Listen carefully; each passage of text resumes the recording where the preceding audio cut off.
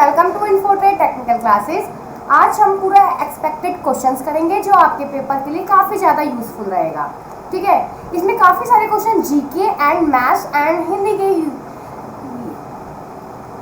के क्वेश्चन लगाए गए हैं, तो काफ़ी यूजफुल क्लास रहेगी और आप इसको लास्ट तक देखिएगा। आपके एग्जाम में काफ़ी सारे क्वेश्चन आने की संभावना होगी। ठीक है, तो फिर स्टार्ट करते हैं आज की मोस्ट इंपॉर्टेंट क्लास। ये हमारा MGM कॉम्बो पैक है जहाँ डेली 6:30 बजे लाइव क्लास एंड 8 बजे मेरी क्लास चलती है, जहाँ आप एक ही कोर्स से जुड़कर सारी क्लासेस सारे कोर्स की तैयारी कर सकते हैं। ISRO, ABT, DMRC, DRDO all over जितने भी कोर्सेज हैं, जितने भी हमारे एग्जाम होने वाले हैं, आप टेक्नीशियन की लेके सारी ही तैयारी आप एक कोर्स से जुड़कर कर सकते हैं। आपने अभी तक इसको ज्वाइन नहीं किया है तो आप हमारे एप्लीकेशन ऐप को डाउनलोड कीजिए, जिसका लिंक डिस्क्रिप्शन में दे रखा है। उसके बाद आप यहाँ पे ज्वाइन कर सकते हैं। ओके, स्टार्ट करते हैं आज की क्लास। चलो फटाफट से आपको क्या करना है, आंसर देने हैं फटाफट से। काफ़ी मोस्ट इंपॉर्टेंट क्लास रहने वाली है आज की। बताइए फर्स्ट नंबर क्वेश्चन, भारत छोड़ो आंदोलन का प्रस्ताव निम्नलिखित में से किस शहर में पारित किया गया था? Very most important question. पूरी क्लास काफ़ी ज़्यादा इंपॉर्टेंट एंड पेपर को ओरिएंटेड देख के बनाई गई है। ठीक है, बॉम्बे, मद्रास, कलकत्ता या फिर लखनऊ, भारत छोड़ो आंदोलन का प्रस्ताव किस शहर में पारित किया गया था? क्या इसका राइट आंसर हो जाएगा? फटाफट से आप लोग इसका राइट आंसर दीजिए। फटाफट से आप लोग इसका राइट आंसर दीजिए। तो देखो, भारत छोड़ो आंदोलन कब हुआ था? 8 अगस्त 1942 ईस्वी को भारत छोड़ो आंदोलन स्टार्ट हुआ था। और निम्नलिखित में से किस शहर में पारित किया गया था? ऑप्शन 1 इसका राइट आंसर हो जाएगा बॉम्बे। महात्मा गांधी के द्वारा स्टार्ट किया गया था। ठीक है, देखो संकल्प, जिसे आमतौर पर भारत छोड़ो संकल्प के रूप में जाना जाता है, को अगस्त में बॉम्बे में भारतीय राष्ट्रीय कांग्रेस की कमेटी की बैठक में अनुमोदित किया गया था। और इस टाइम अभी भारत जो 2020 गई है, 8 अगस्त 2020 को भारत में भारत छोड़ो आंदोलन के 78 साल पूरे होने पर अगस्त क्रांति के नाम से भी जाना जाता है। ठीक है, तो उसको सेलिब्रेट किया था। ऑप्शन 1 इसका राइट आंसर हो जाएगा। नेक्स्ट क्वेश्चन पे चलते हैं फटाफट से।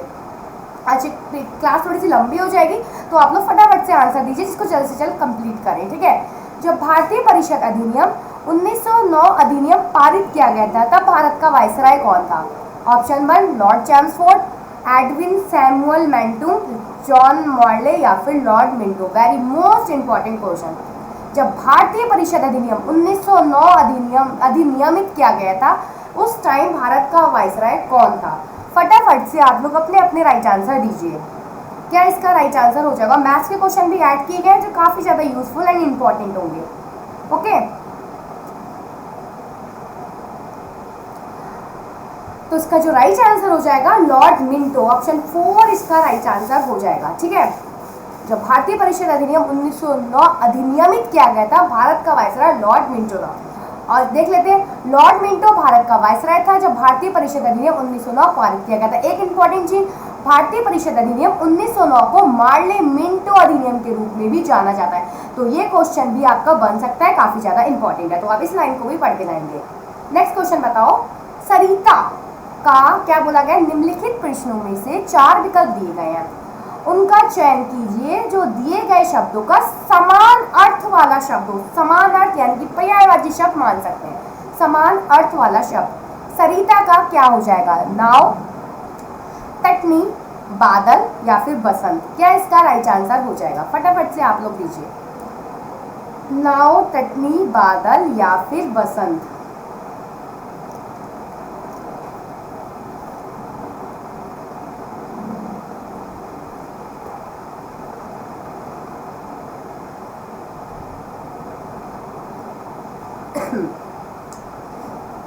इजी क्वेश्चन है। सरिता का क्या हो जाएगा? तटनी। ऑप्शन 2 इसका राइट आंसर हो जाएगा। और देख लेते हैं, नाव का क्या होगा? तरी, तरणी, नौका। बादल का मेघ, घन, पायोद। वेरी मोस्ट इंपॉर्टेंट, बादल का अक्सर एग्जाम में पूछ लिया जाता है। बसंत का ऋतुराज, मधुमास और तिकमित। तो ये बादल और ये नाव का अक्सर एग्जाम में रिपीट होता रहता है, तो आप पढ़ के जाएंगे। ठीक है, अब सरिता का हो जाएगा तटनी। ऑप्शन 2 इसका राइट आंसर हो जाएगा।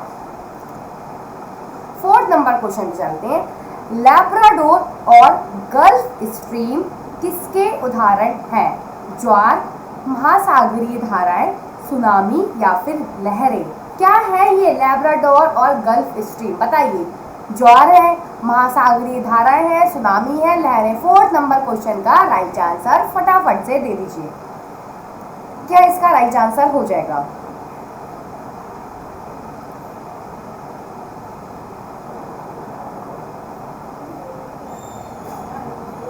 फटाफट से आप लोग राइट आंसर दीजिए। लैब्राडोर और गल्फ स्ट्रीम किसके उदाहरण है? तो बहुत इजी क्वेश्चन है, महासागरीय धाराओं के।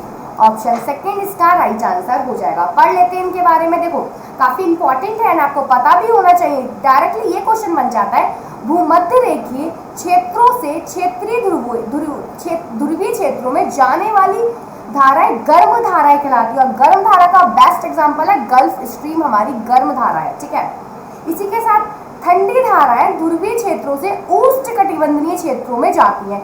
और ठंडी धाराओं का बेस्ट एग्जांपल है लैब्राडोर धाराएं।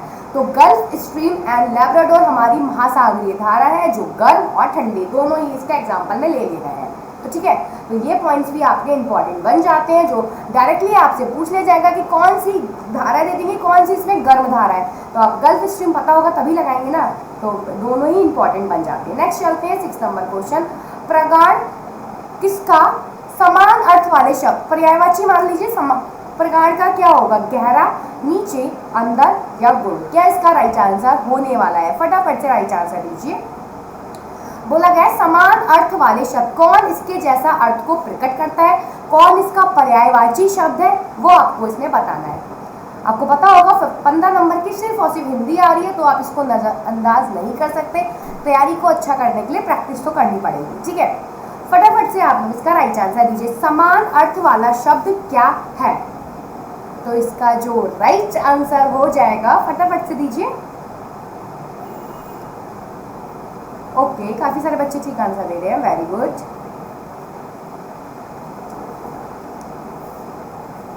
गहरा, नीचे, अंदर या फिर गुण, क्या इसका राइट आंसर होगा? बताइए। तो इसका जो राइट आंसर हो जाएगा वो हो जाएगा गहरा। ऑप्शन फर्स्ट इसका राइट आंसर हो जाएगा। नीचे मतलब नीचे को अधोभाग में, नीचे मतलब अधोभाग में, समान। अंदर मतलब भीतर, गुण मतलब छिपा हुआ। तो ये भी आपको पढ़ के जाने हैं। ओके, नेक्स्ट क्वेश्चन चलते हैं। चलो, okay, very most important question. बताइए, एक छात्र ने किसी संख्या को 7/12 के बजाय 10/7 से गुणा किया। गलती कर दी उसने, 7/12 से करना था लेकिन वो 10/7 से कर बैठा। 7/12 के बजाय 10/7 से गुणा किया। परिणामी संख्या की गणना में अनुमानित प्रतिशत त्रुटि ज्ञात कीजिए। जब ये अनुमानित आ जाते हैं, अप्रोक्स में बताना है आपको आंसर क्या हो जाएगा इसका। कोई बात नहीं, देखो ऐसे क्वेश्चन को सॉल्व कैसे करेंगे। 7/12 से करना था, 10/7 से कर दिया। क्यों ना 12 और 7 का जो नीचे होते हैं ना, उनका एलसीएम ले लेंगे। 12 और 7 अपने आप नहीं कटेंगे, तो 12 7 84। अब इसको एलसीएम हमारा आ चुका है, यहाँ पे एलसीएम आ गया 84। अब इसको आप निकाल लीजिए। पहला वाला देखिए, 7/12 मल्टीप्लाई 84, 12 7 84, 7 7 49। पहली वाली हमारी इसकी गलती आ गई 49। दूसरी वाली भी ऐसे सॉल्व करेंगे, 10/7 मल्टीप्लाई 84, 7 एकम 7, 7 एकम 7, 7 दूनी 14, ये आ गया 120। ठीक है, हमें क्या निकालना है? परिणामी संख्या की गणना में अनुमानित प्रतिशतता त्रुटि कितनी हो गई, ये बता दो बस। त्रुटि निकालनी है इसमें और इसमें। तो 49 से 120 हो गई, बहुत होगी ना। तो क्या करेंगे, 120 माइनस 49 डिवाइड बाय 49 मल्टीप्लाई 100। 120 में से 49 लेस कर दो, कितना बचेगा? 1, और ये बचेगा 11 में से 4 गए 7, 71/49 मल्टीप्लाई 100। अभी भी हमारा कुछ नहीं बना, तो क्या करेंगे, भाग कर देंगे। अब हमें क्योंकि संभावित निकालना, कटिंग तो हमारी हो नहीं सकती। 71 ऊपर है, नीचे 49 है, कटिंग करना मुश्किल है, तो डिवाइड कर दो। 49 से करते हैं, अब 1 जा में जाएगा 49 बन जा 49।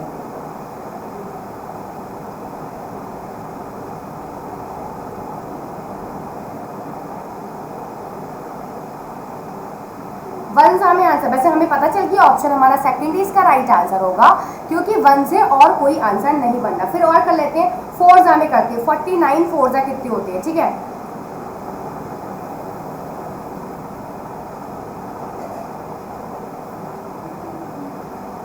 तो 4 में आएगा 196। अब इसको और सॉल्व कर लेंगे, लेकिन अब ज़्यादा सॉल्व नहीं करेंगे। जब स्टार्टिंग में 1 आ गया और कोई ऑप्शन में 1 से स्टार्ट नहीं हो रहा है, तो ऑप्शन सेकंड ही इसका राइट आंसर होगा। टाइम बहुत ज़्यादा सेव करके लेके चलना है हमें, ठीक है। तो ऑप्शन सेकंड इसका राइट आंसर होगा, और आपके पास ज़्यादा टाइम है तो आप पूरा सॉल्व कर सकते हैं। पूरा सॉल्व करने की कंडीशन तब होगी जब एक और, या फिर पूरा सॉल्व तब करेंगे जब और भी ऑप्शन हमारे 1 से स्टार्ट होंगे, तब उस जगह कंडीशन हमारी मजबूरी बन जाती है कि हमें उसको पूरा ही सॉल्व करके दिखाना है। ऑप्शन सेकंड राइट हो जाएगा। नेक्स्ट क्वेश्चन बताओ। 1857 के विद्रोह के दौरान बेगम हजरत महल के विद्रोह का नेतृत्व कहाँ किया गया था? वेरी मोस्ट इंपॉर्टेंट क्वेश्चन, फटाफट से राइट आंसर दीजिए। भोपाल, लखनऊ, कानपुर या फिर बरेली? 1857 के विद्रोह के दौरान बेगम हजरत महल के विद्रोह का नेतृत्व कहाँ किया गया था? क्या इसका राइट आंसर हो जाएगा, बताइए। इजी क्वेश्चन है ना। बेगम हजरत में जब भी इनका नाम आता है तो क्या लखनऊ इसका राइट आंसर हो जाएगा। ऑप्शन सेकंड लखनऊ आपको लगाना है। कानपुर का नादा साहब, बरेली का कौन? खान अब्दुल बोल, खान बहादुर खान, ठीक है। तो ये दोनों भी आपको पता होने चाहिए। नेक्स्ट चलते हैं, बताओ। लॉर्ड वेलेस्ली द्वारा किस वर्ष में सहायक गठबंधन प्रणाली का गठन किया गया था? Very most important question. 1700, 1857, 1798, 1801। तो टाइम ना वेस्ट करते हुए लॉर्ड वेलेस्ली द्वारा वर्ष 1798 में सहायक गठबंधन प्रणाली का गठन किया गया था। ऑप्शन थर्ड इसका राइट आंसर हो जाएगा, ठीक है। नेक्स्ट बताओ। एंड वेरी मोस्ट इंपॉर्टेंट, आपको पता है मेंसुरेशन आ रही है, मेंसुरेशन का पार्ट काफी ज्यादा इंपॉर्टेंट होता है। एक समचतुर्भुज का क्षेत्रफल, एक समचतुर्भुज आप बना सकते हैं। एक समचतुर्भुज, थोड़ा सा मैनेज करना। एक समचतुर्भुज का क्षेत्रफल 336 वर्ग सेंटीमीटर है। यदि इसके विकर्ण की लंबाई, विकर्ण यानी कि जो ये होते हैं D1 और D2, ठीक है, दो विकर्ण होंगे। विकर्ण की लंबाई 48 सेंटीमीटर है। D1 बराबर कितना है? 48 है। D2 बराबर हमें कुछ नहीं पता, क्या होगा? Question mark. एरिया हमें पता है 336। समचतुर्भुज का परिमाप हमें निकालना है। समचतुर्भुज का परिमाप वेरी मोस्ट इंपॉर्टेंट क्वेश्चन है। अब पेपर क्या है, तो मॉडरेट तो बनेगा, इजी टू मॉडरेट पेपर का लेवल आने वाला है, तो आपको कुछ तो थोड़ी तो मेहनत करनी पड़ेगी। 48 का आधा कर दो, 24 में डिवाइड हो जाएगा, ठीक है। अब आप सबको पता होना चाहिए इसके एरिया का फॉर्मूला क्या होता है। एरिया होगा 1/2 D1 × D2 बराबर कितना है? 336। क्यों ना हम D2 की वैल्यू निकाल लें। D2 बराबर 336 मल्टीप्लाइड 2 बाय कितना है? D1 कितना है हमारे पास? 48। कटिंग कर लो बस। 6 से काट लेते, 6 × 8 = 48, 6 × 5 = 30, 3 रह गया, 6 × 6 = 36 और 8 × 7 = 56, 7 × 2 = 14। D2 की वैल्यू आ गई हमारे पास, D2 बराबर 14। अभी भी हमारा क्वेश्चन सॉल्व नहीं हुआ है। D2 14 यानी कि 7 में डिवाइड हो गया। D1 48 था, 24 में डिवाइड कर दिया। D2 से 14 था तो 7 है। अब आपको ट्रिपलेट एक पता होगी, 7 24 25 है ना, 7 24 25। तो मैं यहाँ पे ट्रिपलेट ना निकाल के मैं डायरेक्टली यहाँ पर 25 ले लूंगी। होती ना 3 4 5 5 12 13, 7 24 25, 9 40 41, 11 60 61, 12 35 37, इस टाइप से जो ट्रिपलेट बनती है, तो वही हम यहाँ पे यूज करेंगे। 7 24 25। अब हमें क्या निकालना है? चतुर्भुज का परिमाप निकालना है। परिमाप क्या होता है ये बताओ फटाफट से। तो समचतुर्भुज का जो परिमाप होता है, अगर आपको परिमाप का फॉर्मूला नहीं पता तो प्रॉब्लम हो जाएगी। हमारे पास इसकी भुजा आ गई 25, तो परिमाप होता है 4a। 4a मतलब 4 × 25। 25 का कितना हो जाएगा? 25 चौका 100। ऑप्शन 3 इसका राइट आंसर होने वाला है। 100 centimetre is the right answer. Very most important question है। मेंसुरेशन अच्छी खासी लेवल की आने वाली है। एक मेंसुरेशन और टिक्नोमेट्री पे आप ज़्यादा फोकस करके जाएंगे, क्योंकि ज़्यादा से ज़्यादा क्वेश्चन पूछे जाएंगे, ठीक है। तो ऑप्शन थर्ड इसका राइट आंसर हो जाएगा। बस बहुत इजी था, बस आपको परिमाप तक जाना है। परिमाप पे जाने के लिए आपको पहले इसकी भुजा पे जाना होगा, भुजा के बाद परिमाप पे। दो फॉर्मूले आपको पता होने चाहिए, एक इसका एरिया का और इसके पैरामीटर का। नेक्स्ट क्वेश्चन पे चलते हैं, बताओ। निम्नलिखित प्रश्न में 4 विकल्पों में से दिए गए शब्दों में आपको क्या निकालना है? विपरीत अर्थ वाला प्रकट कीजिए। अर्पित का क्या होगा? समर्पित, ग्रहित, अपेक्षा या अब। अर्पित माने क्या होता है? अर्पित का विपरीत बता दीजिए। देखो क्या होता है अर्पित, यानी कि किसी को फूल वगैरह देना, फूल भगवान जी को भी चढ़ाते हैं तो अर्पित करना मतलब किसी को देना। अर्पित मतलब देना, और इसका विपरीत बता दो क्या होगा। अर्पित माने दे दिया आपने किसी को अर्पित कर दिया, तो विपरीत अर्थ क्या होगा? ग्रहित। ग्रहित मतलब लेना, आपने उसको ग्रहण कर लिया, तो इसका विपरीत पूछा था। अर्पित मतलब देना, ग्रहित मतलब लेना। तो और देख लेते हैं। समर्पित का विलोम क्या हो जाएगा? असमर्पित। अपेक्षा का उपेक्षा, अघ का अनघ। वेरी मोस्ट इंपॉर्टेंट बन जाते हैं ये तीन भी, ठीक है। चलो फिर नेक्स्ट चलते हैं। 12 नंबर क्वेश्चन, रेगूर मिट्टी का दूसरा नाम क्या है? Very most important question. लाल मिट्टी, काली मिट्टी, सूक्ष्म मिट्टी, मिश्रित पुनः पीली मिट्टी। क्या इसका राइट आंसर हो जाएगा? बताइए। वेरी मोस्ट इंपॉर्टेंट क्वेश्चन है, अक्सर एग्जाम में पूछ लिया जाता है कि कहाँ यूज की जाती है सबसे ज्यादा, और इसका क्या वर्क रहता है और क्या कैसी होती है। ये लाल होती है, काली होती है, सूक्ष्म मिट्टी होती है, मिश्रित पुनः भी। ओके, काफी सारे बच्चे इसका राइट आंसर जानते हैं। वेरी गुड, बहुत ही बड़े रिस्पॉन्स। ए, बी, सी या D? Very good, option B इसका राइट आंसर हो जाएगा। रेगूर मिट्टी को काली मिट्टी के नाम से भी जाना जाता है। देखो यहाँ पढ़ लेते हैं। रेगूर मिट्टी या काली मिट्टी उत्तर पश्चिम डेक्कन के पठार में फैले डेक्कन जाल क्षेत्र की विशिष्ट है। यह लावा के प्रभाव से बनी होती है और इसका यूज सबसे इंपॉर्टेंट कपास को उगाने में। रेगूर मिट्टी या काली मिट्टी कपास उगाने के लिए आदर्श है।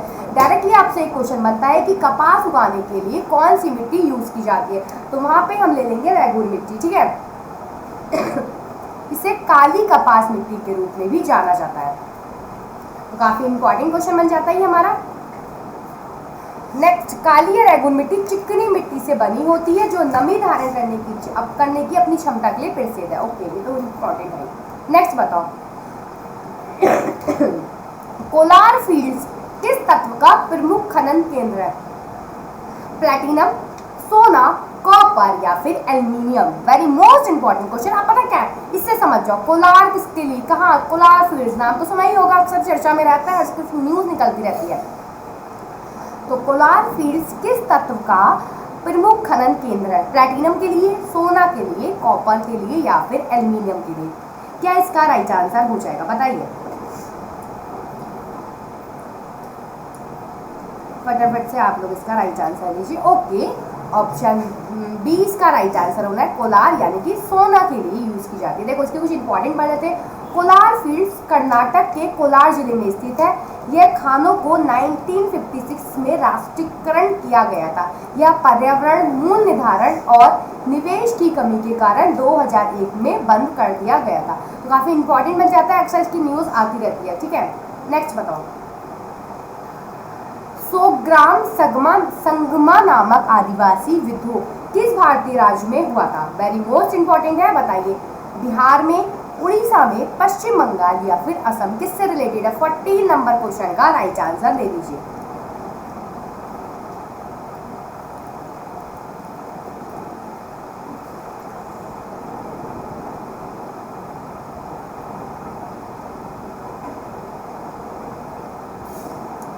सोग्राम संगमा नामक आदिवासी विद्रोह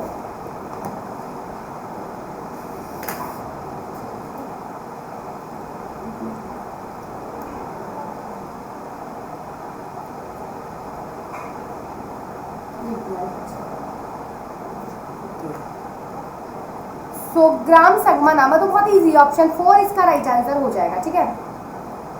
ऑप्शन 4 इसका राइट आंसर हो जाएगा, असम का। यहाँ देख लेते हैं, देखो ये देखो, गहरी लाइन पढ़ो। सोग्राम संगमा नामक आदिवासी विद्रोह असम में हुआ था। यह विद्रोह 1906 में हुआ था। यह विद्रोह औपनिवेशिक वन कानूनों के खिलाफ था। अंग्रेजों ने वन पर अपना नियंत्रण बढ़ाया और कुछ को आरक्षित वन, इमारती लकड़ी का उत्पादन करने वाले वन घोषित किया। तो काफी इंपॉर्टेंट है, अक्सर चर्चा में रहता है और एग्जाम में आता रहता है। 831 से 32 में कोल द्वारा विद्रोह, 855 का संथाल विद्रोह, 1910 का विस्तर विद्रोह और 1940 में वर्ली विद्रोह, 1895 में बिरसा आंदोलन। काफी इंपॉर्टेंट है। ओके, एक मैथ का क्वेश्चन आ जाता है, वेरी मोस्ट इंपॉर्टेंट। यदि 5a minus 3b upon 3a plus 4b बराबर 1/9 है तो a अपॉन b की वैल्यू क्या हो जाएगी? कैसे इसको सॉल्व किया जाएगा? इजी है। देखो क्या करेंगे, सबसे पहले हम क्वेश्चन उतार लेते हैं। 5a minus 3b upon 3a plus 4b बराबर 1/9। क्यों ना क्रॉस मल्टीप्लाई कर लीजिए। 9 पंजे 45 से डायरेक्ट करते हैं 27 भी। आप लोग फटाफट से राइट आंसर दो। 24 है, ये पूरी लाइन आ गई। ए को ए के पास पटक दो, बी को बी के पास पहुंचा दो। 45a माइनस 24a बराबर 32b। जब ये इधर आएगा तो प्लस का 27b कुछ बन जाएगा, देखते हैं। 5 में 4 गया 1, 4 में से 2 गया 2।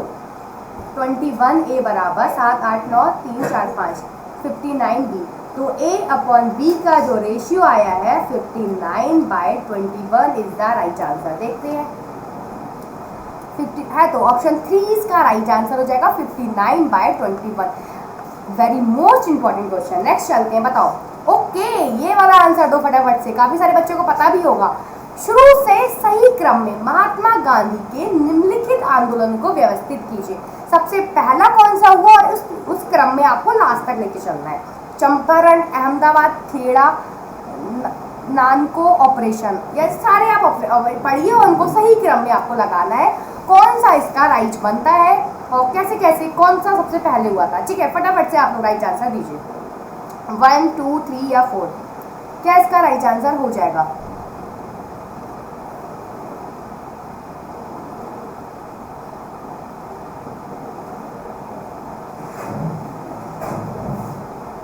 बताइए फटाफट से।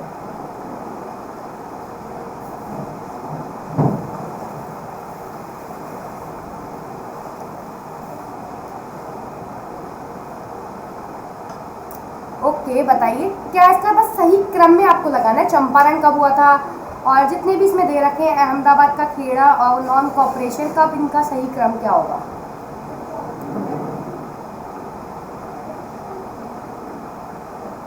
देखो, चंपारण हमारा हुआ था 1917 में, ठीक है। फिर इसके बाद कौन सा हो जाता है? खेड़ा 1918 में। फिर एक आता है रॉलेट एक्ट 1919 में। लास्ट में आता है नॉन कॉपरेशन 1920 में। तो ये पूरा सही क्रम है। तो सबसे पहले हमारा चंपारण, इनका पूछ लिया जाता है कि गांधी जी का पहला आंदोलन कौन सा था, तब भी चंपारण। फिर अहमदाबाद का खेड़ा, फिर नॉन कॉपरेशन। तो ये सारे, और 1919 का यहाँ दे नहीं रखा है, रॉलेट एक्ट इनके बीच में आएगा 1919। ठीक है, नेक्स्ट देखते हैं।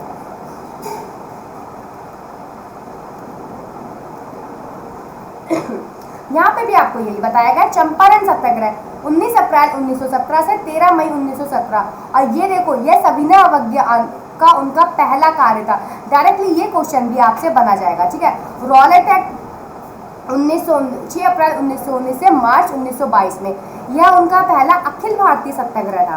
खेड़ा सत्याग्रह 22 मार्च से 5 जून 1918, यह उनका पहला नॉन कॉपरेशन आंदोलन था। और पहला नॉन कॉपरेशन आंदोलन, इसकी स्थापना 1 अगस्त 1920 को हुई थी। तो ये सारे ही आपके इंपॉर्टेंट है। सन पूछ ली जाती है, क्रम पूछ लिए जाते हैं, ऐसे क्वेश्चन एग्जाम में अक्सर बनते हैं। नेक्स्ट बताओ, जास्कर श्रेणी स्थित है कहाँ पर? नंदा देवी श्रृंखला के पूर्व में, पीर पंजाल के दक्षिण में, काराकोरम श्रृंखला के उत्तर में, या लद्दाख और पीर पंजाल के बीच स्थित है। वेरी मोस्ट इंपॉर्टेंट क्वेश्चन है, फटाफट से आप लोग राइट आंसर दीजिए। नंदा देवी श्रृंखला के पूर्व जास्कर श्रेणी कहाँ स्थित है? Very most important question. क्या इसका राइट आंसर हो जाएगा? बताइए।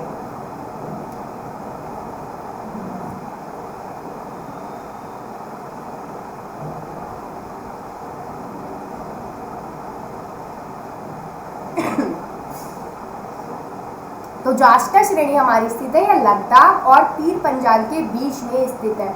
ऑप्शन डी वाले जितने भी है सबके राइट आंसर आ रहे हैं। वेरी गुड, देख लेते हैं यहाँ पे। देखो, एक तो ये पॉइंट सबसे ज्यादा इंपॉर्टेंट बन जाता है। नंदा देवी 7816 मीटर कंचनजंगा के बाद भारत की दूसरी सबसे ऊंची चोटी है। डायरेक्टली ये क्वेश्चन आपसे पूछ लिया जाता है कि भारत की दूसरी सबसे ऊंची चोटी कौन सी है, तो राइट आंसर आ जाएगा नंदा देवी। यह ग्रेटर हिमालय का हिस्सा है। यह अभूतपूर्व शिखर उत्तराखंड के चमोली जिले के गढ़वाल क्षेत्र में स्थित है। डायरेक्ट ये भी पूछा जाएगा नंदा देवी कहाँ है, आगे क्वेश्चन आएगा, काफी बार पूछा गया है। और ये भारत की दूसरी सबसे बड़ी चोटी है। ठीक है, और कुछ नहीं इंपॉर्टेंट है, ये बता दो रेखांकित शब्द का शाब्दिक उचित विलोम शब्द कीजिए। अच्छा, आपको मिथ्या का विलोम शब्द क्या होगा बताइए। सत्य, लौकिक, व्यर्थ या झूठ। पता है मिथ्या मतलब कहाँ यूज किया जाता है और क्या इसका विलोम होगा। मिथ्या माने क्या होता है पहले आपको ये पता होना चाहिए, फिर इसका विलोम क्या निकलता है ये बताइए। क्या इसका राइट आंसर हो जाएगा। 18 नंबर क्वेश्चन का फटाफट से राइट आंसर दीजिए। सत्य, लौकिक, व्यर्थ या झूठा। तो बोलते नहीं है किसी को, मतलब मिथ्या क्या होगा, मिथ्या माने होता है झूठ। मिथ्या क्या होगा, झूठ। और इसका विलोम पूछा गया है, मिथ्या का विलोम। इसका राइट आंसर हो जाएगा सत्य। ऑप्शन 1 इसका राइट आंसर होगा। यहाँ देखो मिथ्या का जो वर्ड होता है मतलब अर्थ होता है झूठ बोलना, झूठ होना, झूठा होना, तो उसको मिथ्या बोला जाता है। इसका विलोम पूछा गया है तो सत्य। सत्य का अर्थ दिया दे रखा है यहाँ पे, सत्य का सच। लौकिक मतलब लोक संबंधी, व्यर्थ मतलब निरर्थक। तो ऑप्शन 1 इसका राइट आंसर हो जाएगा। नेक्स्ट चलते हैं, किस बंदरगाह को अरब सागर की रानी के रूप में जाना जाता है। वेरी मोस्ट इंपॉर्टेंट और 5 से 6 बार एग्जाम में रिपीट हुआ है क्वेश्चन। बताओ अरब सागर की रानी किस बंदरगाह को बोला जाता है। कोच्चि बंदरगाह, मोरमुगांव बंदरगाह, कांडला बंदरगाह, मुंबई बंदरगाह। आपको पता होनी चाहिए कि सारे बंदरगाह कहाँ कहाँ स्थित है, जैसे कांडला गुजरात, तो ये सब भी पता होनी चाहिए। पहले यहाँ पे आप इसका राइट आंसर दो। अरब सागर की रानी किस बंदरगाह कहाँ पर है, ए बी सी या डी। क्या इसका राइट आंसर हो जाएगा बताओ। ओके, काफी सारे बच्चों को पता है इसका राइट आंसर। कोच्चि बंदरगाह को अरब सागर की रानी बोला जाता है। देखो चलो यहाँ पे सिर्फ यही है, कोच्चि बंदरगाह अरब सागर की रानी। बात करते हैं कांडला बंदरगाह। डायरेक्टली आपसे पूछेगा कांडला बंदरगाह का गुजरात में स्थित है। कांडला बंदरगाह में प्रवेश करने वाले प्रमुख आयात पेट्रोलियम के लिए रसायन और लौह और इस्पात और लौह मशीनरी है, लेकिन यह नमक, कपड़ा और अनाज भी संभालता है। एक पूछा जाता है मोरमुगांव बंदरगाह, ये का ये गोवा में स्थित है। यह भारत का प्रमुख लौह अयस्क निर्यातक बंदरगाह है। लास्ट बात कर लेते हैं मुंबई बंदरगाह। 19वीं और 20वीं शताब्दी में बंदरगाह भारत का प्रमुख वाणिज्यिक बंदरगाह है। इसे भारत के प्रवेश द्वार के रूप में भी जाना जाता है। तो डायरेक्टली भारत के प्रवेश द्वार के रूप में कौन से बंदरगाह को जाना जाता है, तो ये क्वेश्चन एग्जाम में बन चुका है, काफी इंपॉर्टेंट है। तो वहां राइट आंसर आ जाएगा हमारा मुंबई बंदरगाह। नेक्स्ट चलते हैं, केरल में कॉफी की बारिश किसका उदाहरण है। 20 नंबर क्वेश्चन का राइट आंसर दीजिए। प्री मानसून शावर, मानसून वर्षा, आम्र वर्षा या फिर स्थानीय वर्षा। स्थानीय पवन की बात कीजिए, बताइए केरल में कॉफी की बारिश किसका एक उदाहरण है।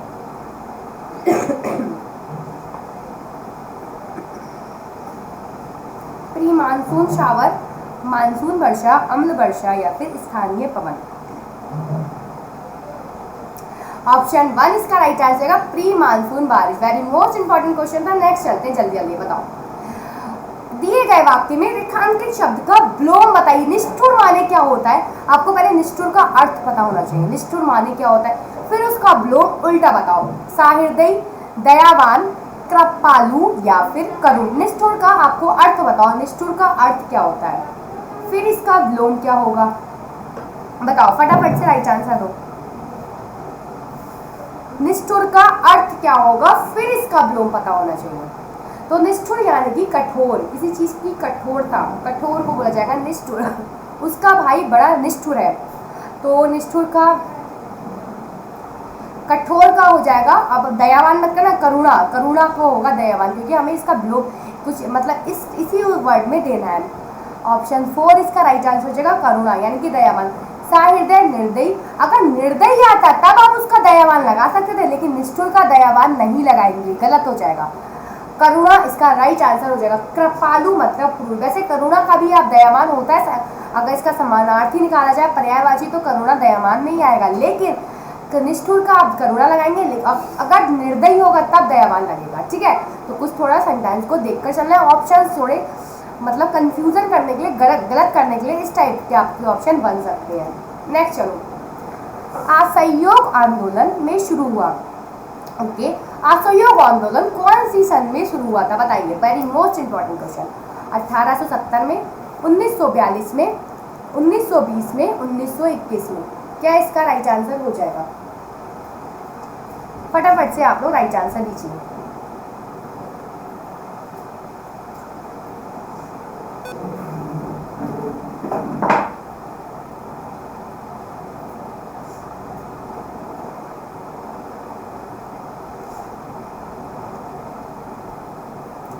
क्या इसका राइट आंसर हो जाएगा? फटाफट से आप लोग राइट आंसर दीजिए।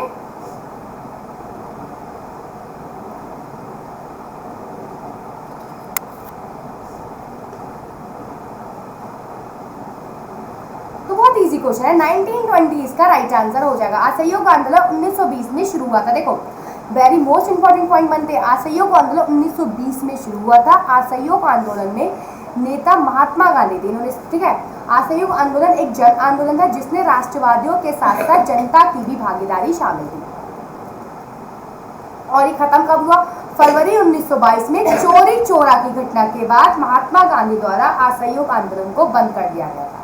तो ये क्वेश्चन डायरेक्टली एग्जाम में आपको देखने के मिलेगा कि असहयोग आंदोलन चोरी चोरा घटना के बाद 1922 में बंद कर दिया गया था, फिर स्टार्ट हो गया था, ठीक है। गांधी इरविन समझौता भारत के निम्नलिखित में से किस आंदोलन से संबंधित है बताइए। डायरेक्टली क्वेश्चन बनेगा, गांधी इरविन समझौता कब शुरू हुआ था और किससे संबंधित है? रॉलेट एक्ट से, सविनय अवज्ञा से, असहयोग आंदोलन से, या फिर भारत छोड़ो। 22 नंबर क्वेश्चन का राइट आंसर दीजिए। सबको पता है ना, सविनय अवज्ञा 1930 में हुआ था और गांधी इरविन समझौता 1931 में हुआ था, और 1930 में सविनय अवज्ञा था। तो गांधी इरविन समझौता भारत के निम्नलिखित किस आंदोलन से संबंधित था? तो सविनय अवज्ञा आंदोलन से संबंधित था। कुछ इंपॉर्टेंट पॉइंट, गांधी इरविन समझौता भारत के सविनय अवज्ञा आंदोलन से संबंधित था। पहली बात, इस समझौते में महात्मा गांधी और लॉर्ड इरविन ने हस्ताक्षर किए थे।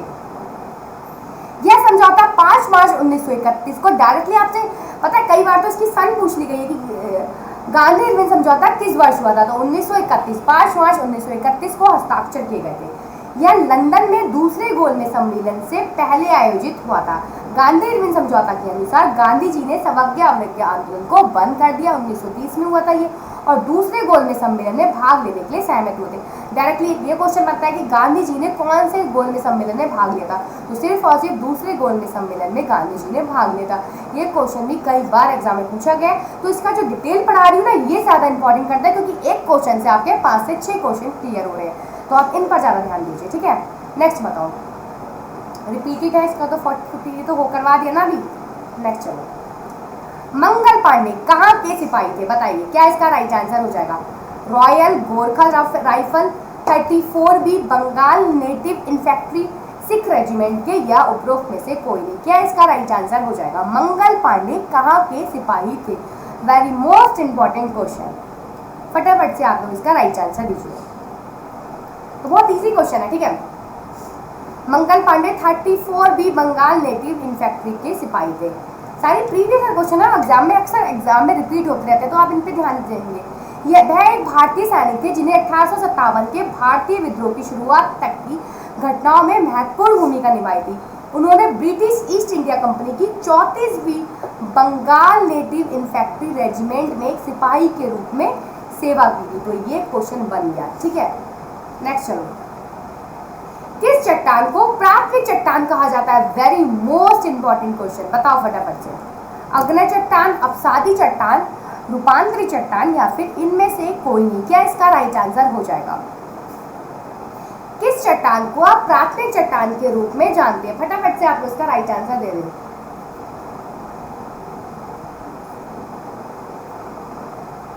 बताओ, किस चट्टान को प्राथमिक चट्टान कहा जाता है? इजी क्वेश्चन है ना वैसे। अग्नय, अवसादी, रूपांतरी, तो ऑप्शन 1 इसका राइट आंसर हो जाएगा, अग्नय चट्टान, ठीक है। देखो इसके बारे में पढ़ लेते हैं। अग्नय चट्टानों को प्राथमिक चट्टान के रूप में जाना जाता है। उन्हें प्राथमिक कहा जाता है क्योंकि वे पृथ्वी के आंतरिक भाग जैसे कि मैग्मा और लावा से बनते हैं। मैग्मा के ठंडे होने और ठोस रूप में बदलने पर अग्नि चट्टानें बनती हैं। इसके उदाहरण क्या है? ग्रेनाइट, बेसॉल्ट, पैगमाटाइट, ग्रेवो अग्नि चट्टानों के उदाहरण हैं। बताओ नेक्स्ट बताओ।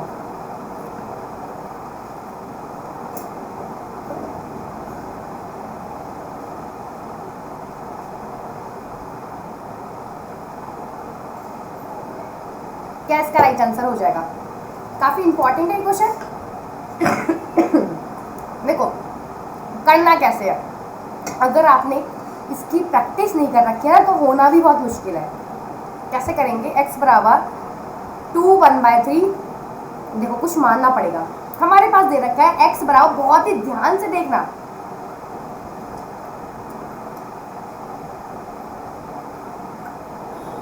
ठीक है? क्यों ना इसको a मान लिया जाए और इसको b मान लिया जाए, तभी कुछ बन सकता है, अदरवाइज क्वेश्चन होना। अगर आपने इस क्वेश्चन की प्रैक्टिस नहीं कर रखी है तो एग्जाम में 100% ये क्वेश्चन हिलने वाला नहीं है, इसमें इतनी ज़्यादा खासियत है। तो आप देखते चले जाएं। मैंने a बराबर मान लिया 2 1/3, तो a³ बराबर कितना हो जाएगा? 2। यहाँ तक किसी को कोई दिक्कत तो नहीं है? अब मैंने b बराबर मान लिया 2 की पावर -1/3, तो b³ हो जाएगा, क्यों ना इसको नीचे ले लिया जाए, 1/2, ठीक है? अब क्या बन जाएगा हमारा? x बराबर a प्लस b। अब यहाँ पे आप एक चीज़ देखिए, दोनों ओर का घन कर दिया जाए, तो x³ बराबर a³ plus b³ plus 3ab a plus b। आप सबको पता है ना, एक a प्लस b का होल क्यूब क्या होता है? मैंने दोनों ओर का वर्ग कर दिया, a³ plus b³ plus 3ab a plus b। अब हम इसमें वैल्यू पुट कर देंगे, x³ बराबर a³ हमारे पास कितना है? 2, b³ कितना है? 1/2 प्लस 3, a की वैल्यू कितनी है? 2 की पावर 1/3, b की वैल्यू कितनी है? रुक जाओ, पेन चेंज करते हैं।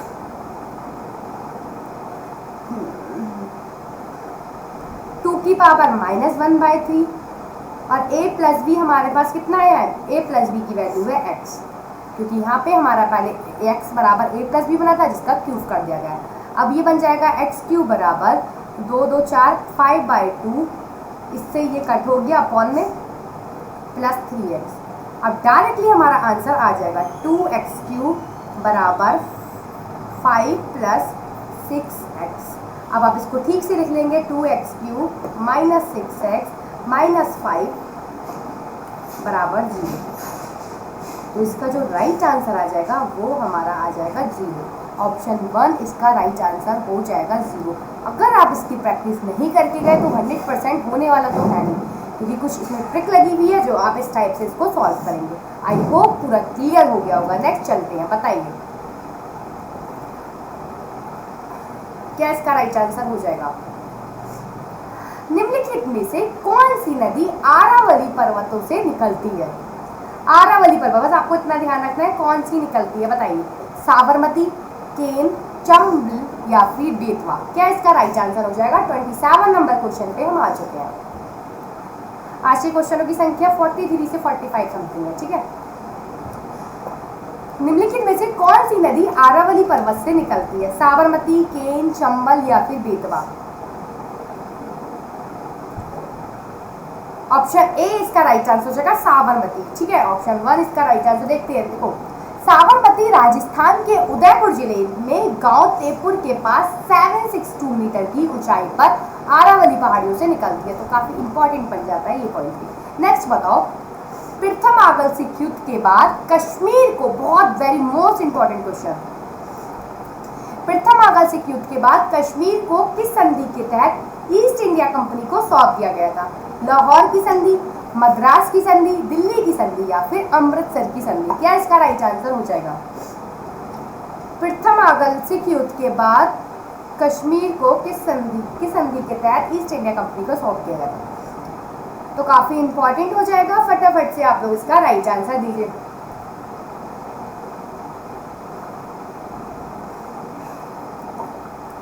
बताइए क्या इसका राइट आंसर हो जाएगा? लाहौर की संधि is the right answer. Option 1 इसका राइट आंसर हो जाएगा। देखते हैं, देखो प्रथम आगल सिख युद्ध 1845 से 1846 के बीच के बाद कश्मीर को लाहौर की संधि के तहत ईस्ट इंडिया कंपनी को सौंप दिया गया था। तो सबसे इंपॉर्टेंट पॉइंट क्या बनेगा, 1845 से 46। ये पूछा जाएगा प्रथम आगरा सिख युद्ध कब हुआ था, तो 45 से 46 के बीच। ठीक है, okay, very most important question. x की वैल्यू 1 2 3 हो तो इस पूरे को आप कैसे सॉल्व करेंगे, बताइए क्या करना चाहिए, कैसे इसमें हमें इसकी वैल्यू निकालनी है, क्या करें इसमें हम। देखो नोट कर लेते क्वेश्चन पहले। x बराबर x square plus 6x plus 12 plus 8। ठीक है, ये हमारे पास क्वेश्चन गिवन है। अब इस x की 3 भी बाहर है, इस x की मल्टीप्लाई अंदर कर दीजिए, x cube plus 6x square plus 12x plus 8। अब ये पूरा आपको पता होना चाहिए, ये होता है x प्लस 2 का होल क्यूब। अगर आप x प्लस 2 के होल क्यूब को खोलेंगे तो आपको ये ऊपर वाली लाइन ऑलरेडी मिल जाएगी। क्या होता है, a cube plus b cube plus 3ab a plus b, तो वही हो जाएगा। ठीक है, अब ये कितना बन जाएगा, x प्लस 2 का क्यूब मल्टीप्लाई 1/3, 3 से 3 कट गया, x प्लस 2, x की वैल्यू कितनी है 1 2 3 प्लस 2, तो कितना हो जाएगा 1 2 3 प्लस 2 1 2 5। ऑप्शन डी इसका राइट आंसर हो गया। ओके, नेक्स्ट चलते हैं, बताइए पृथ्वी की सबसे पतली परत कौन सी है, परपटी, मैंटल, कोर या फिर मैग्मा। मैग्मा क्या इसका राइट आंसर हो जाएगा। पृथ्वी की सबसे पतली परत कौन सी है, फटाफट से आप लोग राइट आंसर दीजिए।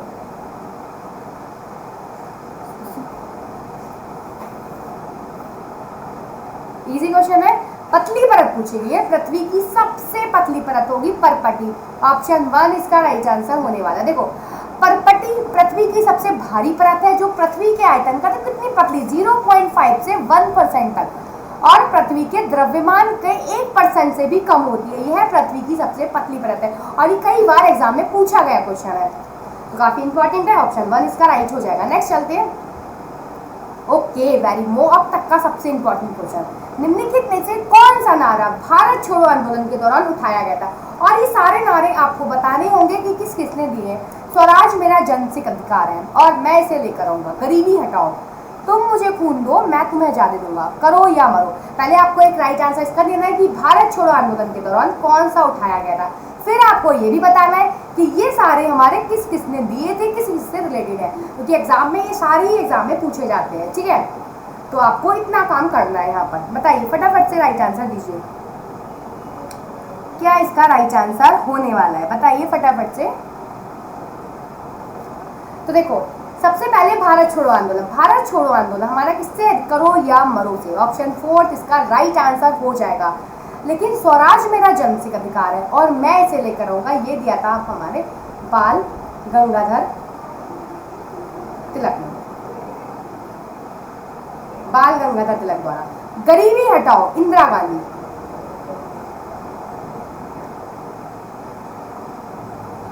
ठीक है, और तुम मुझे खून दो मैं तुम्हें आजादी दूंगा, सुभाष चंद्र बोस।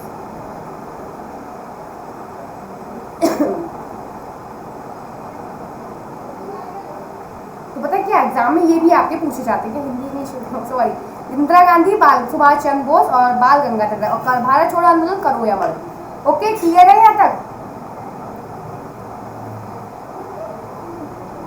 ठीक है ना। और ये कब हुआ था, करो या मरो भारत छोड़ो आंदोलन 8 अगस्त 1942 को, ये भी आपको पूछ लिया जाएगा। चलो नेक्स्ट चलते हैं। प्रेस के मुक्तिदाता के रूप में किसे जाना जाता है, बेंटिक, मैकाले, हैंस्टिक या फिर मैटकॉल्फ। क्या इसका राइट आंसर हो जाएगा, बताइए। प्रेस के मुक्तिदाता के रूप में किसे जाना जाता है, बताओ क्या इसका राइट आंसर हो जाएगा। आप लोग फटाफट से इसका राइट आंसर दीजिए।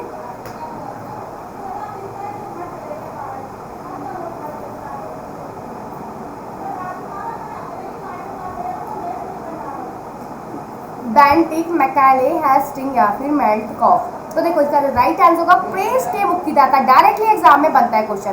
प्रेस के मुक्तिदाता के रूप में मैटकॉल्फ को जाना जाता है। ऑप्शन 4 इसका राइट आंसर होगा। लॉर्ड मैटकॉल्फ को भारतीय प्रेस का मुक्तिदाता कहा जाता है। भारतीय प्रेस की स्वतंत्रता 15 सितंबर 1835 से लागू हुई, डायरेक्टली एग्जाम में पूछा गया पॉइंट है, ठीक है।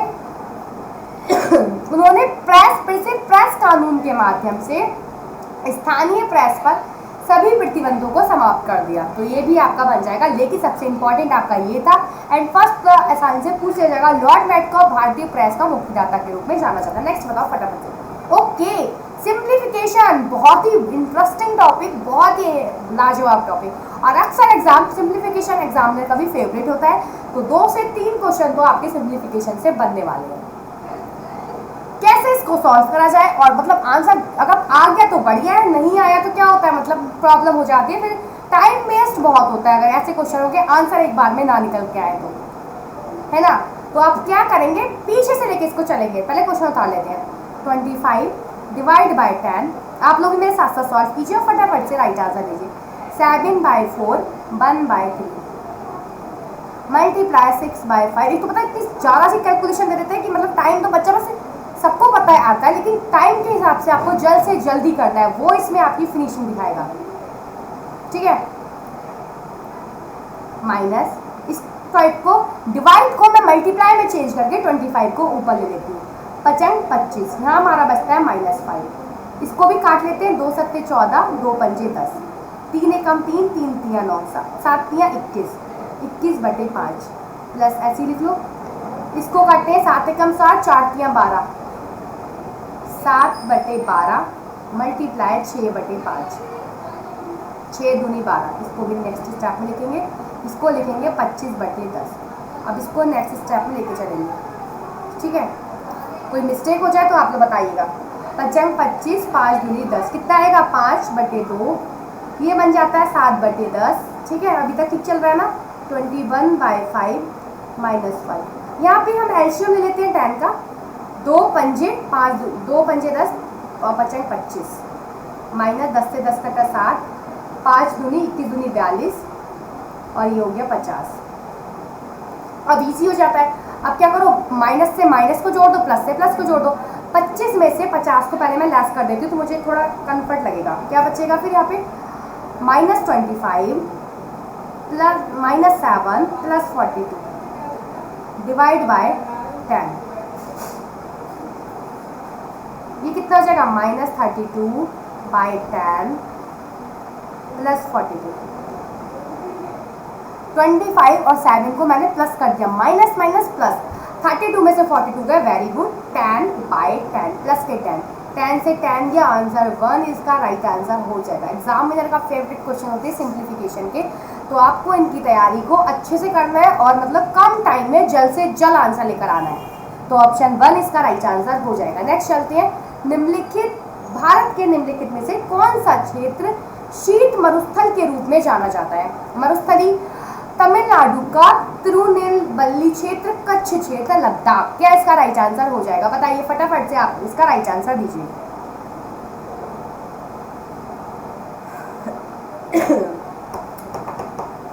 क्या हो जाएगा इसका राइट आंसर, बताओ ना। भारत के निम्नलिखित में से कौन सा क्षेत्र शीत मरुस्थल के रूप में जाना जाता है। मरुस्थली तमिलनाडु का तिरुनेलवेली क्षेत्र, कच्छ क्षेत्र, लद्दाख। कभी भी इस टाइप का क्वेश्चन, लद्दाख इसका राइट आंसर हो जाएगा। ऑप्शन 4 देखो, लद्दाख को जम्मू और कश्मीर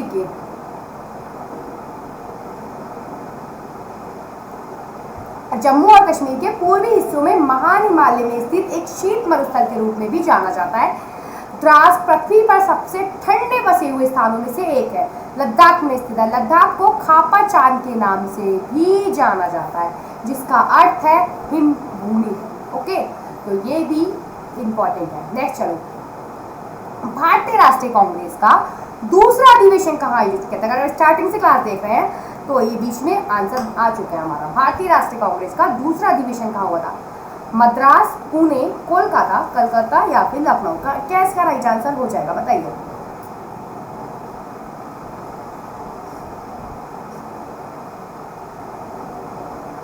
भारतीय राष्ट्रीय कांग्रेस का दूसरा अधिवेशन कहाँ आयोजित किया गया था। ऑप्शन 3 इसका राइट आंसर हो जाएगा, कलकत्ता में। ओके, देखो इंपॉर्टेंट पॉइंट एंड की, वेरी मोस्ट इंपॉर्टेंट। भारतीय राष्ट्रीय कांग्रेस की स्थापना 28 दिसंबर 1885 को हुई थी। पहला इंपॉर्टेंट पॉइंट। नेक्स्ट, इसकी स्थापना डायरेक्टली ये क्वेश्चन बनता है, ए.ओ. ह्यूम ने की थी। Okay, A.O.. ह्यूम भारतीय राष्ट्रीय कांग्रेस के पहले सचिव थे। भारतीय राष्ट्रीय कांग्रेस का पहला अधिवेशन 1885 में कहाँ? पहला तो मुंबई में आयोजित किया गया था। क्वेश्चन हमारा पहला नहीं है, क्वेश्चन दूसरे को टारगेट कर रहा है। भारतीय राष्ट्रीय कांग्रेस की पहले अधिवेशन की अध्यक्षता W.C. बनर्जी ने की थी। एक पता है कंफ्यूजन क्या रहता है, A.O. ह्यूम और W.C. बनर्जी, इन्होंने स्थापना की थी और इन्होंने इसकी अध्यक्षता की थी, तो दोनों क्वेश्चन अलग है। A.O. ह्यूम और W.C. बनर्जी दोनों अलग है, ठीक है। और एग्जामिनर दोनों पूछता है, एक क्वेश्चन पूछने का और आंसर W.C. बनर्जी और A.O. ह्यूम दोनों देता है, तो कंफ्यूजन पॉइंट बन जाता है, तो आपको ये क्लियर करके चलना है। भारतीय राष्ट्रीय कांग्रेस का दूसरा अधिवेशन 1886 में कलकत्ता में आयोजित किया गया था, ये हमारा आज का क्वेश्चन था। और भारतीय राष्ट्रीय कांग्रेस के दूसरे अधिवेशन की अध्यक्षता दादा भाई नौरोजी ने की थी। ओके, तो काफी इंपॉर्टेंट पॉइंट बन जाते हैं। नेक्स्ट बताओ, कर्क रेखा, वेरी मोस्ट इंपॉर्टेंट क्वेश्चन, निम्नलिखित में से किस भारतीय राज्य से नहीं गुजरती है? छत्तीसगढ़, असम, त्रिपुरा, झारखंड। क्या इसका राइट आंसर हो जाएगा, बताइए। किस राज्य से होकर नहीं गुजरती है? नहीं का वर्ड ध्यान रखना। छत्तीसगढ़, असम, त्रिपुरा, झारखंड। क्या इसका राइट आंसर होने वाला है, बताओ।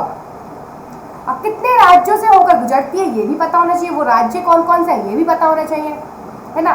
36 नंबर क्वेश्चन का फटाफट से आपको इसका राइट आंसर दीजिए।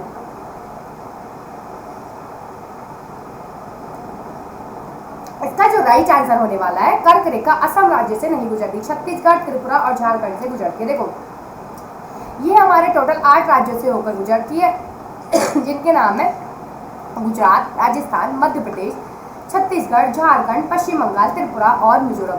कहीं पर भी आपको असम नहीं दिखेगा, असम राज्य से होकर नहीं गुजरती है। Okay, very most important question, अगर आपके पास x4 + 1/x4 की वैल्यू आपको दे दी है तो x + 1/x की वैल्यू क्या होगी? कैसे इसको सॉल्व करा जाएगा? अक्सर क्या होता है, ये उल्टा क्वेश्चन लेके हमें चलना पड़ता है। देखो x4 + 1/x4 14159, इस टाइप के क्वेश्चन को करेंगे कैसे? बहुत इंपॉर्टेंट होते हैं और अक्सर एग्जामिनर उल्टा क्वेश्चन पूछता है, क्योंकि पेपर इतना इजी भी नहीं आएगा जितना समझ के बैठे हो। मॉडरेट तो बनेगा, ठीक है। अगर टफ नहीं आया तो मॉडरेट तो आएगा ही।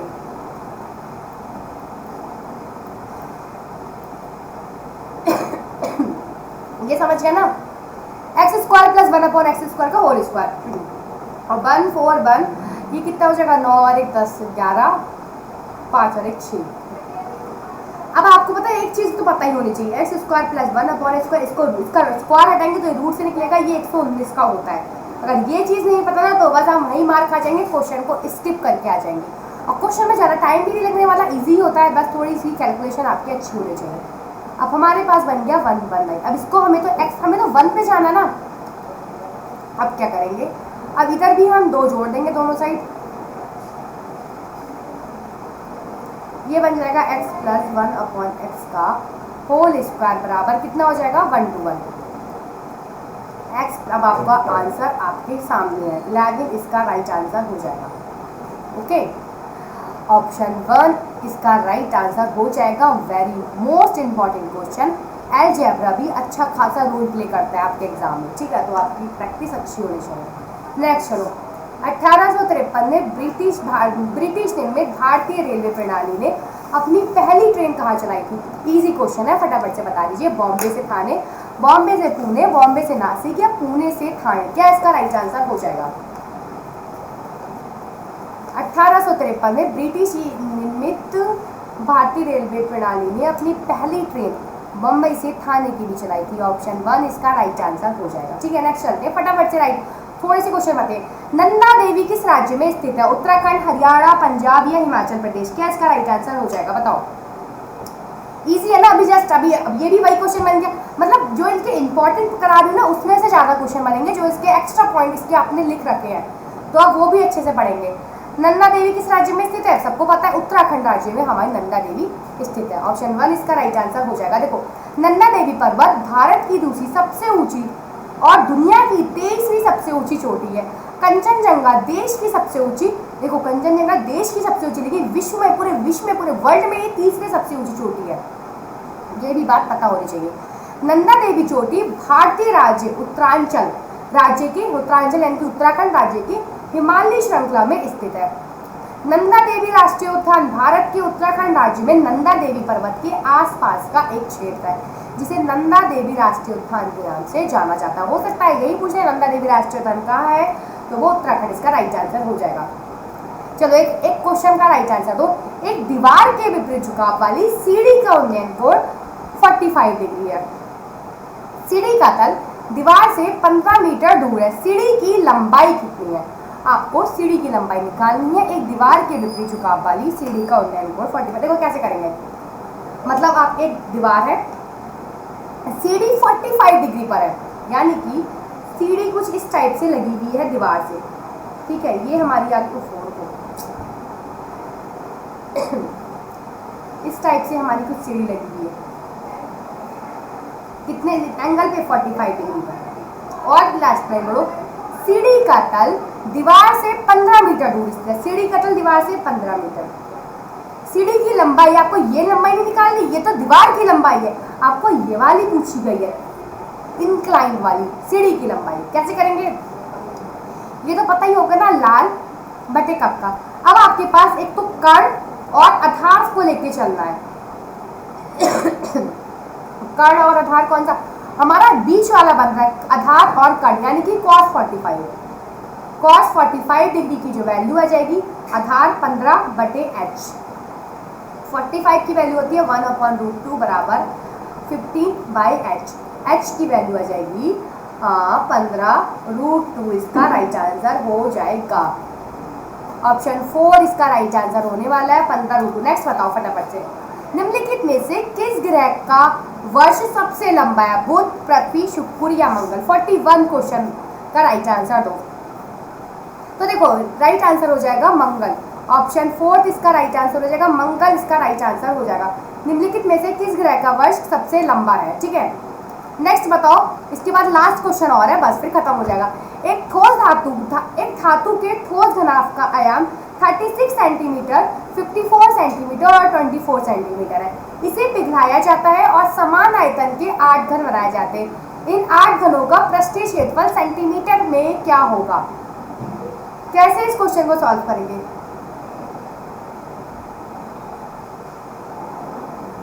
देखो LBH दोनों का आयतन बराबर 8AQ। LBH कितना होगा? 36 मल्टीप्लाई 54 मल्टीप्लाई 24 बटे 8 बराबर AQ। क्यों ना हम इसकी वैल्यू निकालने पहले। 8 या 24, 36 को 6 गुणा 6, 6 निम 54 और ये बन गया 3 बराबर AQ। अब इसके एक पेयर बन गया 6 का, एक पेयर बन गया 3 का। A की वैल्यू आ गई, A बराबर हमारे पास आ गया 18। इतने बड़े क्वेश्चन को भी ना 2 चुटकियों में सॉल्व करेंगे। इन 8 घनों का पृष्ठीय क्षेत्रफल कितना होगा? 8 समान आयतन से पिघलाया जाता है। घन का पृष्ठीय क्षेत्रफल कितना? 6a²। तो 6 मल्टीप्लाई 18 मल्टीप्लाई 18 मल्टीप्लाई 8 के लिए एक और 8 ले लो, ठीक है। 8 घनों का निकालना है हमें। यूनिट डिजिट मेथड लगाएंगे। 8 8 64 के 4, फिर 6 चौक 24 की, फिर 4, फिर 8 चौक 32। यूनिट डिजिट 2 वाला इसका राइट आंसर हो जाएगा। ऑप्शन 4 इसका राइट आंसर हो जाएगा 2, ठीक है। नेक्स्ट बताओ, निम्नलिखित प्रश्नों में से 4 विकल्प में से उस विकल्प का चयन करें जो दिए गए शब्द का सही समान अर्थ वाला शब्द है। बीणा, पाणी, इंदिरा, महिषी, सरस्वती या स्वच्छ? तो ऑप्शन 3 इसका राइट आंसर हो जाएगा सरस्वती, ठीक है। सरस्वती शब्द भारती, वागेश्वरी, शारदा, बीणा, पाणी, वाग्देवी, महाश्वेता, ये सारे इनके बन जाते हैं। देखते हैं इंदिरा का क्या होगा? लक्ष्मी, रामा, चंचला, महिषी, महारानी, पटरानी, सामग्री, स्वच्छ का निर्मल, पवित्र, पावन। चलो फिर आज के लिए इतना ही है। हमारा MGF कॉम्बो पैक है। अगर आपने अभी तक इसको ज्वाइन नहीं करा है तो आप हमारे एप्लीकेशन डाउनलोड करके इसको ज्वाइन कर सकते हैं। चलो फिर, thank you, thanks for watching.